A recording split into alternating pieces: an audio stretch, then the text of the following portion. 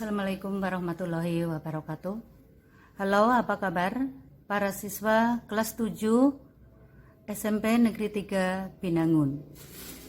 Semoga kalian semua sehat-sehat selalu dan selalu mendapat hidayah dari Allah. Oke, pada hari ini adalah hari kedua MPLS kalian atau masa pengenalan lingkungan sekolah buat kalian. Sebelum saya membawakan materi ini, saya ingin memperkenalkan diri saya dulu. Atau mungkin di antara kalian sudah ada yang mengenal saya, mungkin lewat WhatsApp, mungkin lewat status di Facebook, atau di Instagram, atau di media-media online lainnya. Oke, ya mungkin sebagian dari kalian sudah ada yang mengenal saya, atau malah mungkin salah satu di antara kalian adalah tetangga saya, mungkin saudara saya. Oke, saya perkenalkan dulu. Nama saya Bu Mintarsih, 9 huruf. Saya mengajar materi IPA dan saya juga sebagai wali kelas 8B. Dan di sini saya mengajar semua kelas 8, 8A, B, C, D, E, F. Bagaimana? Sudah cukup perkenalan saya? Atau ada yang ingin ditanyakan lagi? Oke, kalau sudah cukup, akan saya lanjutkan. Karena pada hari ini tugas saya adalah sebagai pemateri di acara MPLS kalian ini. Dan materi apakah yang akan saya bawakan? Nah, materi yang akan saya bawakan nanti adalah tata cara belajar efektif di masa pandemi COVID-19. Oke, mari kita mulai. Para siswa kelas 7 SMP Negeri 3 Binangun yang saya cintai. Tak terasa setahun lebih pandemi virus corona di dunia belum berakhir. Mengakibatkan kita dipaksa untuk melakukan pembelajaran daring atau online dari rumah. Sehingga kita tidak bisa bertatap muka secara langsung di dunia nyata, tetapi pertemuan kita adalah secara virtual. Akan tetapi, pandemi ini tidak menyurutkan langkah negara-negara untuk menciptakan warganya menjadi manusia-manusia yang cerdas. Berbagai upaya dilakukan agar transfer ilmu pengetahuan dari guru kepada siswanya tetap berlangsung dengan baik. Aktivitas belajar di rumah dalam masa pandemi mengandalkan kekuatan teknologi dan telekomunikasi, yaitu internet.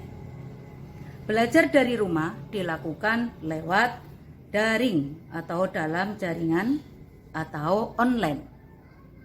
Berbagai metode belajar berbasiskan teknologi dan telekomunikasi pun dilakukan. Ragam sarana belajar menjadi kian dikenal publik atau anak-anak sekolah. Beberapa di antaranya adalah Zoom, Google Form, Google Classroom, WhatsApp, Instagram, televisi, dan lain-lain. Semuanya itu digunakan untuk bisa saling berkomunikasi, saling interaksi antara guru dengan murid. Walaupun dalam proses pembelajaran yang seperti ini atau proses pembelajaran daring ini, ada sebagian siswa yang mengatakan mulai merasa jenuh, mulai merasa bosan, dan mengatakan bahwa pembelajaran daring ini tidak efektif. Banyak gangguan yang membuat proses pembelajaran daring ini tidak bisa maksimal. Lalu bagaimanakah cara belajar agar lebih efektif dalam masa pandemi ini? Berikut ini adalah cara-cara efektif yang tidak membosankan untuk belajar selama masa pandemi COVID-19. Sebelum kita mengenal lebih jauh, marilah kita pelajari lebih dulu apakah belajar yang efektif itu. Belajar yang efektif adalah proses belajar mengajar yang berhasil guna.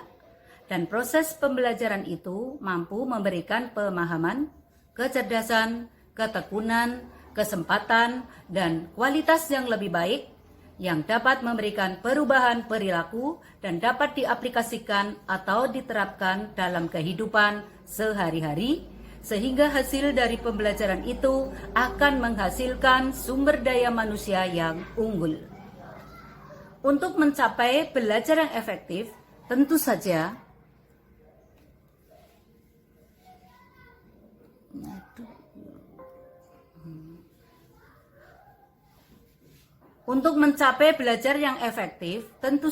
dalam proses belajarnya harus dilakukan dengan baik dan benar.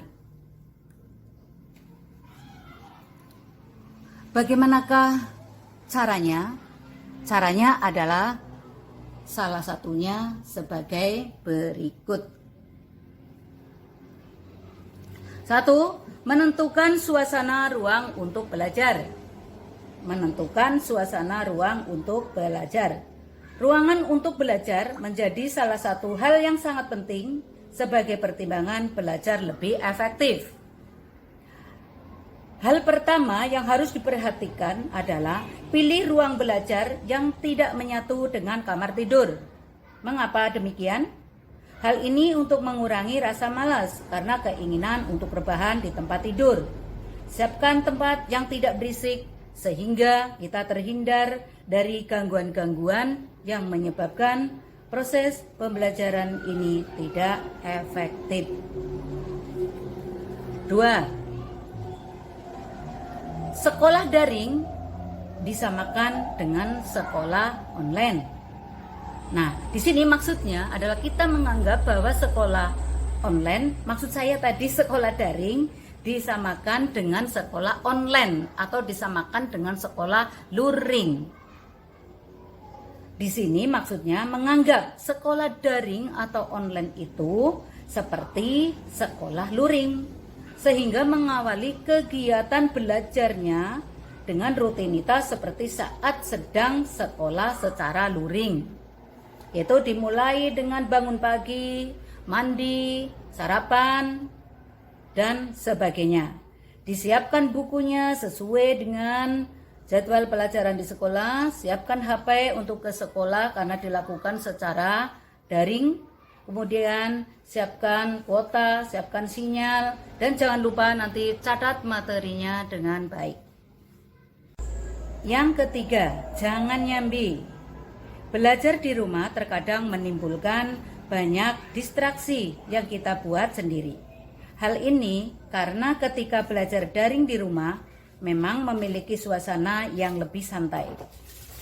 Anda bisa mengerjakan banyak hal dalam satu waktu. Jadi, akan lebih baik tidak nyambi. Contoh, hindari mencuri-curi waktu dalam pembelajaran online ini untuk bermain game, kemudian untuk makan, dan lain-lain yang tidak penting. Demi menciptakan suasana yang lebih efektif, lebih konsentrasi, dan lebih baik. 4. Sosialisasi dan komunikasi sebagai sarana merefresh otak. Di masa pandemi ini, di mana hampir setiap orang dituntut untuk di rumah saja, terkadang menciptakan kebosanan tersendiri. Semakin jarang bertemu dengan teman-teman dapat menyebabkan stres. Oleh karena itu, otak kita juga butuh refresh agar belajar bisa lebih efektif. Dengan tetap bersosialisasi dan komunikasi dengan teman-teman dan saudara dapat menjaga kita terhindar dari stres. Sosialisasi dan komunikasi di masa pandemi ini tentunya sangat terbatas. Tetapi dengan kecanggihan teknologi kita tetap dapat bersosialisasi dan berkomunikasi tanpa harus bertemu langsung. Kita bisa berkomunikasi melalui pesan singkat, melalui WhatsApp, melalui video call. Intinya, bersosialisasi dan komunikasi akan menciptakan motivasi positif sehingga belajar bisa dilakukan secara efektif. 5. Belajar kelompok. Belajar kelompok dapat menjadi kegiatan belajar yang lebih menyenangkan karena ditemani oleh teman dan berada di rumah sendiri sehingga dapat lebih santai. Namun, sebaiknya tetap didampingi oleh orang dewasa seperti kakak, paman, bibi, atau orang tua agar belajar tidak berubah menjadi bermain. Belajar kelompok ada baiknya mengajak teman yang pandai dan rajin belajar agar yang tidak pandai bisa ketularan pinter. Dalam belajar kelompok, kegiatannya adalah membahas pelajaran yang belum dipahami oleh semuanya atau sebagian kelompok belajar. Baik itu yang sudah dijelaskan oleh guru maupun yang belum dijelaskan. Selanjutnya, rajin membuat catatan intisari pelajaran. Bagian-bagian penting dari pelajaran sebaiknya dibuat catatan di kertas atau buku kecil yang dapat dibawa kemana-mana sehingga dapat dibaca dimanapun kita berada. Namun, catatan tersebut jangan dijadikan media mencontek karena dapat merugikan kita sendiri.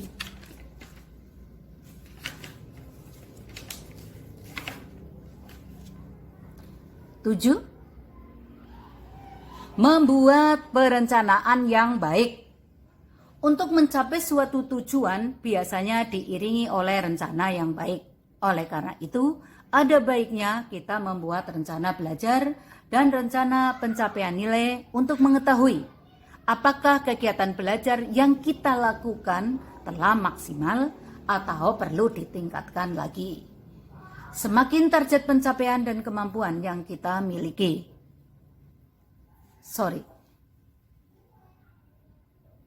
Sesuai target pencapaian dengan kemampuan yang kita miliki. Buat rencana belajar yang diprioritaskan pada mata pelajaran yang lemah. Buat jadwal belajar yang lebih baik. Untuk berikutnya, disiplin dalam belajar. Apabila kita telah membuat jadwal belajar, maka harus dijalankan dengan baik. Contohnya, seperti belajar tepat waktu dan serius, tidak sambil main-main dengan konsentrasi penuh. Jika waktu makan, mandi, ibadah, dan sebagainya telah tiba, maka jangan ditunda-tunda lagi. Lanjutkan belajar setelah melakukan kegiatan tersebut jika waktu belajar belum selesai. Bermain dengan teman atau game dapat merusak konsentrasi belajar. Sebaiknya kegiatan bermain juga dijadwalkan dengan waktu yang cukup panjang.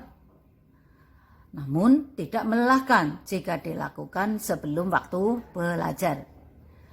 Jika bermain video game, sebaiknya pilihlah game yang mendidik dan tidak menimbulkan rasa penasaran yang tinggi ataupun rasa kekesalan yang tinggi jika kalah, sehingga tidak menurunkan imun kita. Untuk berikutnya, menjadi aktif, bertanya, dan ditanya. Jika ada hal yang belum jelas, maka tanyakan kepada guru, teman, atau orang tua. Jika kita ingin bertanya, biasanya kita akan ingat jawabannya. Jika bertanya, bertanyalah secukupnya dan jangan bersifat menguji orang lain yang kita tanya. Tawarkanlah pada teman untuk bertanya kepada kita hal-hal yang belum dia pahami. Semakin banyak ditanya, maka kita dapat semakin ingat dengan jawabannya, dan apabila kita juga tidak tahu jawabannya yang benar, maka kita dapat membahasnya bersama-sama dengan mereka. Secara online tentunya. Selanjutnya, belajar dengan serius dan tekun. Ketika belajar di kelas, pada saat luring, maka kita mendengarkan dengan baik dan kita mencatat apa yang dijelaskan oleh guru. Demikian juga dalam pembelajaran online ini. Catat yang penting, karena bisa saja hal tersebut tidak ada di buku dan nanti akan keluar saat ulangan atau ujian. Ketika ada waktu luang, baca kembali catatan yang telah dibuat dan sambil dimengerti. Jika kita sudah merasa mantap pada suatu pelajaran, maka ujilah diri kita dengan soal-soal. Setelah soal dikerjakan, periksa jawaban dengan kunci jawaban. Pelajari kembali soal-soal yang salah dijawab. Bisa dengan orang tua, bisa dengan kakak, bisa dengan adik. Berikutnya, hindari belajar yang berlebihan. Jika waktu ujian atau ulangan sudah dekat, biasanya kita akan panik jika belum siap. Jalan pintas yang sering kita lakukan adalah belajar wayangan atau belajar hingga larut malam. Sebaiknya ketika ada ujian, kita tetap tidur tepat waktu. Karena jika kita begadang semalaman akan membawa dampak yang buruk bagi kesehatan kita, terutama bagi anak-anak, sehingga bisa menurunkan imun kita di masa pandemi ini. Berikutnya, jujur dalam mengerjakan ulangan dan ujian. Hindari mencontek ketika sedang mengerjakan soal ulangan atau ujian. Mencontek dapat membuat sifat pembohong. Kebohongan bagaimanapun juga tidak dapat ditutupi terus-menerus dan cenderung untuk melakukan kebohongan berikutnya. Sekali berbohong, akan berbohong terus. Anggaplah dengan nyontek pasti akan ketahuan oleh guru atau pembimbing dan memiliki masa depan sebagai penjahat apabila kita telah melakukan kecurangan tersebut. Jadilah seorang pemimpin, itu untuk yang berikutnya. Jadi kamu harus melatih rasa tanggung jawabmu. Apabila guru meminta bantuanmu untuk mengerjakan sesuatu, misalnya membersihkan kelas, jangan ragu kamu untuk menerimanya. Ajak beberapa temanmu dan pimpin mereka untuk membersihkan kelas bersama-sama. Tapi karena kita pertemuan tatap mukanya adalah sangat terbatas, kita hanya bisa mengajak beberapa teman saja, 2 atau 3 saja. Kemudian, tip yang selanjutnya, mendengarkan penjelasan guru dengan baik. Jawablah setiap pertanyaan yang diajukan oleh gurumu apabila kamu mengetahui jawabannya. Jangan menunggu guru untuk memanggil kamu untuk menjawab pertanyaannya. Dan itu bisa dilakukan secara online, secara video call dengan WhatsApp atau yang lainnya. Tip berikutnya, jangan malu untuk bertanya. Seperti pepatah, malu bertanya sesat di jalan. Maka selalu ajukan pertanyaan kepada guru atau pembimbing apabila tidak mengerti tentang sesuatu hal. Tip yang berikutnya, banyak berlatih pada pelajaran yang kurang kalian sukai. Apabila kamu tidak menyukai suatu pelajaran, misalnya matematika, perbanyaklah berlatih matematika. Ikut kursus atau belajar kelompok bersama teman secara daring, misalnya dengan video call atau WhatsApp. Sehabis belajar, kalian bisa bermain atau menambah teman baru dengan media online. Selain itu, siapa tahu dari kurang menyukai matematika, kalian malah sekarang lebih menyukainya. Tip berikutnya, cari seorang pembimbing yang baik. Karena PDR, pembimbing yang terbaik di rumah adalah orang tuamu. Jadi orang tuamu di rumah sebagai pembimbing yang terbaik, juga sebagai gurumu yang terbaik. Apabila ada hal yang kurang jelas dari penjelasan guru, kalian bisa menanyakannya kepada orang tuamu atau kepada kakakmu. Selain itu, kalian juga bisa bertanya kepada temanmu yang berprestasi. Tip berikutnya, niat dengan bersungguh-sungguh. Kalau belajar tidak bersungguh-sungguh ataupun kamu tidak berniat, yang ada malah pikiran kita melayang kemana-mana. Entah itu tentang makanan, apa itu tentang games, apa itu tentang pacar, dan lain-lain. Oleh sebab itu, belajar yang baik harus dimulai dengan niat yang sungguh-sungguh. Tip berikutnya. Hindari tidak jujur. Sekarang banyak sekali siswa yang membuat catatan untuk mencorek pada saat ulangan atau ujian. Dengan belajar dengan jadwal yang teratur, seorang murid akan selalu siap jika ada ulangan dadakan atau tidak perlu mencontek. Metode berikutnya, trial and error. Manusia juga belajar dari eksperimen pribadi. Dia akan berusaha secara mandiri untuk memecahkan masalah yang dia hadapi. Terkadang, beberapa kali dia melakukan kesalahan dalam memecahkan masalah. Namun, dia juga beberapa kali mencoba untuk melakukannya kembali. Sampai pada akhirnya dia mampu menyelesaikan permasalahan tersebut dengan benar.